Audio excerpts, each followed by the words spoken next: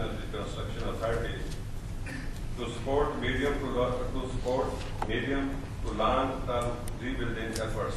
The IRA is functioning as the main interface between the international lending agencies and other international organizations, as well as national authorities and organizations focusing on the rehabilitation of these different areas.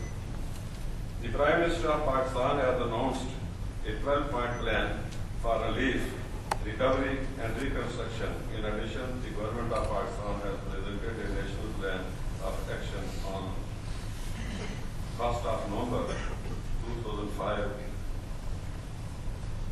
to meet the logistic and organization challenges posed by the earthquake.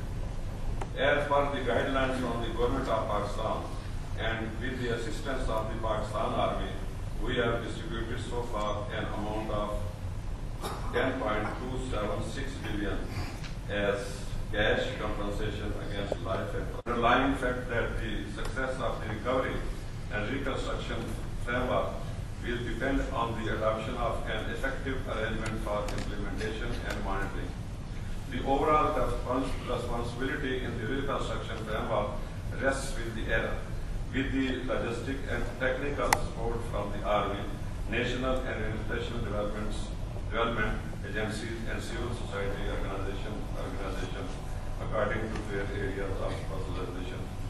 We have recently received guidelines from the job in making people aware of the need for transparency, but is not doing enough. And he was quite taken aback. I then went through him, or with him, on what we could do further to ensure transparency. First of all, I said Transparency International itself needs transparency. And I meant that as a positive comment, that a lot of the surveys, a lot of the way it's done, needs to be open, and the samples need to be open because they are personal thoughts which come in sometimes because we are all human. Secondly, transparency was not doing enough in chasing bad money. They were more interested in looking at contracts, which is one phase of the whole. If you look at corruption as a menace in the world, it is much more than just money made out of contracts, awarding contracts. So we must chase bad money, we must chase bad people, and coming from the banking background, I said you need the following things. And to make a long, we got a mixed response from the regulators when this issue was raised, because many countries were depending to grow their economies based on flow of funds into the banking system. So they had to be liberal, they had to be deregulated, but we kept persevering. And the actual turnaround came after that. I obviously came and joined the government, so I didn't have the access or the time to pursue it with the same vigor I was pursuing it before. Came 9/11.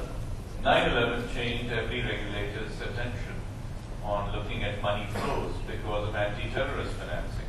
That then expanded the paradigm, and today, I must say, I feel very pleased that the banking system, the anti-money laundering laws, the identification of the true owners of funds is substantially advanced than it used to be.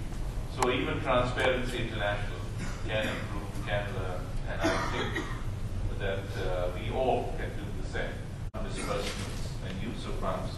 Let me spend a few minutes on my views of how one can fight transparency, or how one can fight corruption and achieve transparency. And here let me say that one of the best ways to promote an anti-corruption environment is transparency itself. If government work, or any government or any entity works in a black box mode, you will have, I made 100,000 rupees, they said, no, you made $1 million. Then they would agree at 200,000. The tax officer looked good because he doubled the income declared from 100,000 to 200,000. The taxpayer was happy because his real income was in fact $1 million. It was not $1 million, it was $2 million. So he got away with paying tax on just 200,000. So everybody looked well on paper. When the auditors came, they said this officer is good. He's gone from 100,000 to 200,000 in declared income. But what was the flaw? The flaw was that you cannot run a huge system in any country where you are looking at discretion and arguments and case-by-case handling. What did we do? We took a very simple but revolutionary step. We said everybody will go on self-assessment.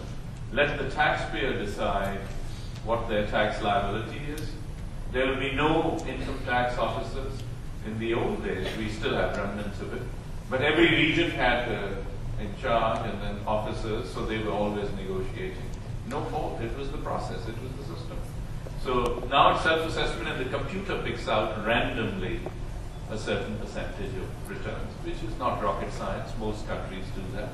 And immediately, if you talk to the taxpayers today, they say, we can't believe it. By the way, when we implemented this, in those days I was Minister of Finance, the biggest resistance was from within, the tax people.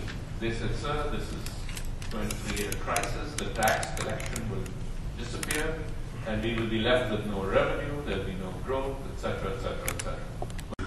The audit processes have improved, but we clearly have a lot more effort needed to reduce the cycle time from the actual incident occurring.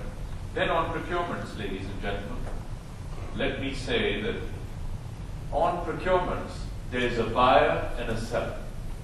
And I know this is an issue which Transparency has spent a lot of time on, but I want to share my personal views on those. On procurement, what we are doing now for all large contracts, we get an undertaking. This happened when Pakistan International Airlines was buying aircraft worth $1 billion+. And every time in Pakistan when you buy aircraft, it becomes a controversial issue because it's a big deal, etc. So what did we do?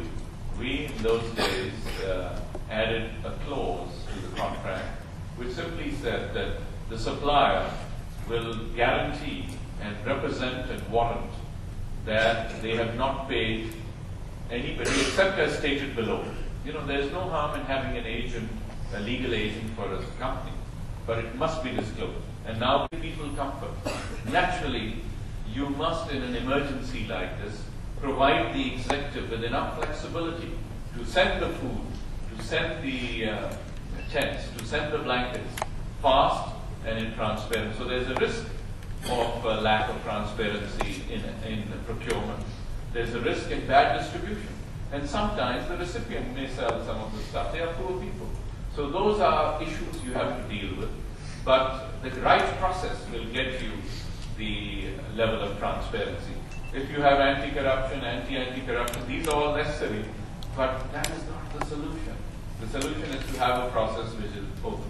Now, the fact Pakistan is not a new country in receiving aid, ladies and gentlemen. We've been in this business for a long time. So we had a fundraiser. We are talking of transparency. This is a subject they should also be subject to, and I think many are. The reports I've received from several are very, very open. How they hire, how they spend, how they collect, and how they disperse. So these are things which should be holistic. When you look at transparency, this is not the exclusive reserve of just government. It could be the private sector, it could be NGOs, it could be civil society. Everybody has to follow a paradigm which will raise the bar, and that's how we get to where we are going. Also, within Pakistan, we are close to 9 billion rupees of individual contributions. And yes, people had a lot of concerns. Some people asked, naturally, if they are donating, they have a right to ask. So we told them that we will have full disclosure. Secondly, we will have, for this President's Relief Fund, Earthquake Relief Fund,